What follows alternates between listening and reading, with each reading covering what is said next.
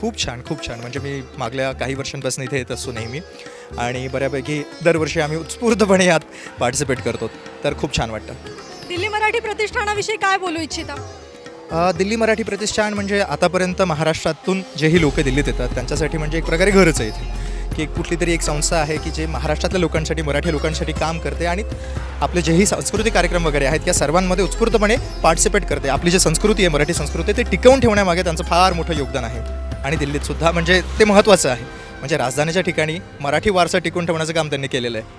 सांकेतिक वारीच्या या उपक्रमामध्ये आपण बघतोय वयोवृद्धांपेक्षा तरुण लोक आणि बालगोपाल जास्त सहभागी आहेत. हे बघून तुम्हाला कसं वाटतं? तुम्ही पण एक तरुण आहात, काय बोलू इच्छिता? खूप छान वाटतं, खूप छान वाटतं. म्हणजे संस्कृती आजपर्यंत त्यांनी बनवलीत आणि आपल्याकडे ती जबाबदारी आहे की ते टिकून ठेवायची आहे. आणि बऱ्यापैकी आमच्यासारखे असेल किंवा इतर जे काही युवक इथे आहेत किंवा बालगोपाल आहेत त्यांच्यामध्ये ते रुजवल्या जाते आहे, ते टिकवत आहेत. म्हणजे मोठ्यांच्याच आशीर्वादाने होते आहे, पण ह्या सर्व गोष्टी टिकत आहेत आणि उत्स्फूर्तपणे यात समोर जात आहेत.